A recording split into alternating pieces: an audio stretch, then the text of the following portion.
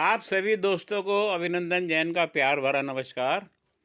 दोस्तों, मैं एक नया उपन्यास लिखना शुरू किया है।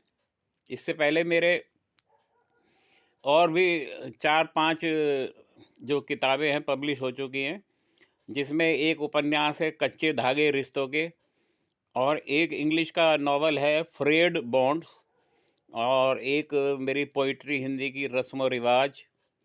तो और 2 पुस्तकें हैं, वो पब्लिश हो चुकी हैं। अब मैं एक नया नॉवल लिख रहा हूँ। मैं चाह रहा हूँ कि थोड़ा-सा ट्रेलर आपको इसका बता दूँ। बाकी तो आप ये नॉवल जब पब्लिश होगा तो खरीद के पढ़ेंगे, और थोड़ा मुझे बताइएगा कि ये किस तरह की शुरुआत है और कैसा लग रहा है आपको। इसका ना जो उपन्यास है उसकी जो थीम है वो है मतलब किस तरीके से भंवर में एक इंसान की ज़िंदगी फँस जाती है। तो इसका टाइटल भी है भंवर में ज़िंदगी। तो शुरुआत कुछ इस तरह की है। आज दिनेश उत्तराखंड की यात्रा पर निकला था। उसका बेटा GB Pant engineering college Pauri Garhwal से इंजीनियरिंग की पढ़ाई कर रहा था। दिनेश को उसके पास मिलने जाना था। देवप्रयाग पहुंचने पर वह नदी पार कर ही रहा था कि एक गुफा में उसे एक साधु बैठा हुआ दिखाई दिया। वह उनके दर्शन करने गुफा के द्वार पर पहुंचा।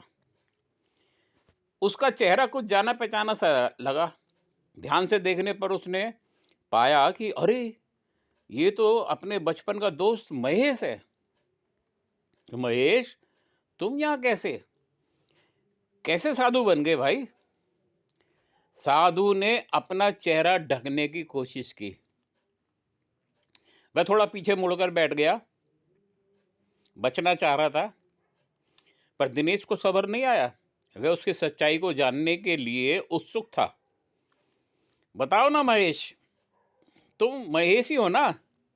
और मुझे बताओ कि तुम्हारी ये हालत कैसे हुई और कैसे तुम साधु बन गए? और भाभी का क्या हुआ? बच्चों का क्या हुआ? मुझे अपनी कहानी जरा विस्तार से बताओ। साधु महात्मा पहले तो हिचके और वे सवालों का टालने की कोशिश कर रहे थे, पर दिनेश के बार बार आग्रह करने पर उन्होंने खुलासा किया। दिनेश, अब तुमने मुझे पहचान ही लिया है तो मैं तुम्हें अपनी आप बीती तुमको सुनाता हूँ। तुम्हें तो पता ही है, मुझे घूमने का बड़ा शौक था। एक बार मैं 4 धाम की यात्रा पर अपनी पत्नी के साथ निकला था। कार में मैं और मेरी पत्नी थी। देवप्रयाग पहुंचते अचानक बहुत जोर का एक तूफान आया और बहुत ही तेज बारिश पड़नी शुरू हो गई। बारिश का वेग इतना प्रचंड था कि पेड़ भी उखड़कर गिरने लगे। झोपड़ियां तो उड़ गईं। मेरी कार भी हिचकोले लगी। मौसम की विकरालता को देखते हुए हमने यही निर्णय लिया कि भाई आज रात तो हम यहीं रुकेंगे। अलकनंदा नदी का उफान बहुत तेज था। अचानक मेरी कार के नीचे से पहाड़ दरक गया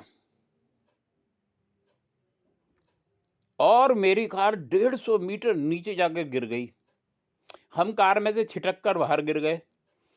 अलकनंदी नंदा बहुत तेजी से बह रही थी। मेरा एक हाथ में एक झाड़ी आ गई। मैंने झाड़ी पकड़ ली। मेरी बीवी ने मेरे पैर पकड़ लिए। कुछ देर हम दोनों ऐसे ही झाड़ी से लटके रहे। फिर थोड़ी देर में नदी का बहाव और तेज हो गया। लगा कि अब यह झाड़ी जो मैंने पकड़ी हुई थी टूट जाएगी और हम नदी में बह जाएंगे।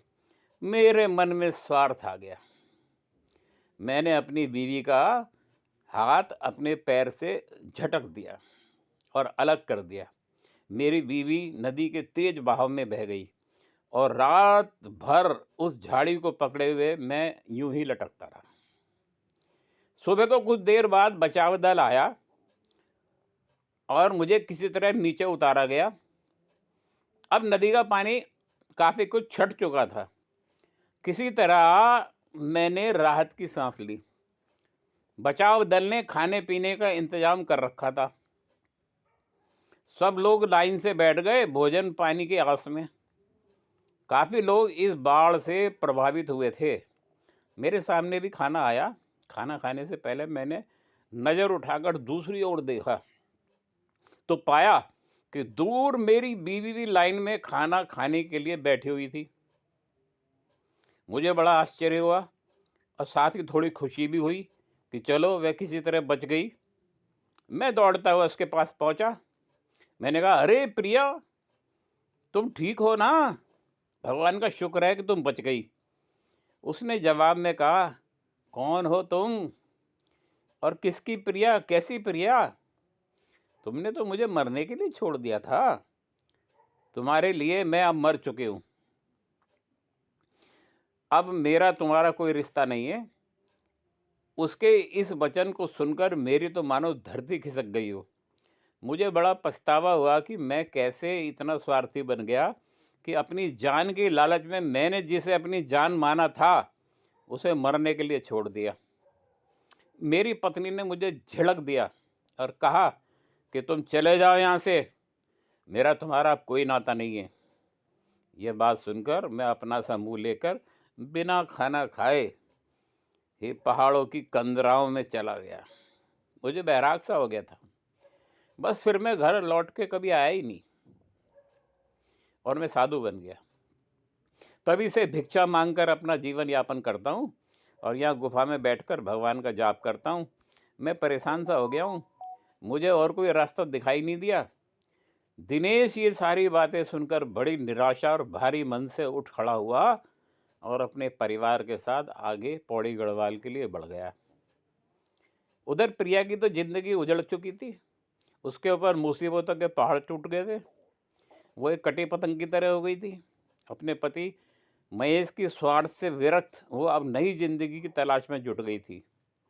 देवप्रयाग की आपदा से निकल अब नई जिंदगी की खोज में उसने बनारस का रुख किया और वहां जाके उसके साथ क्या क्या हुआ, डैश डैश डैश, ये आप मेरे इस लिखे हुए नावल को जब पढ़ेंगे, जो कि 200 पेज का होने वाला है, तब आपको बड़ा आनंद आएगा। उम्मीद करता हूँ कि ये जो आप उपन्यास पढ़ेंगे ये फिर आप बीच में छोड़ नहीं पाएंगे, इतना मैं दावा करता हूँ।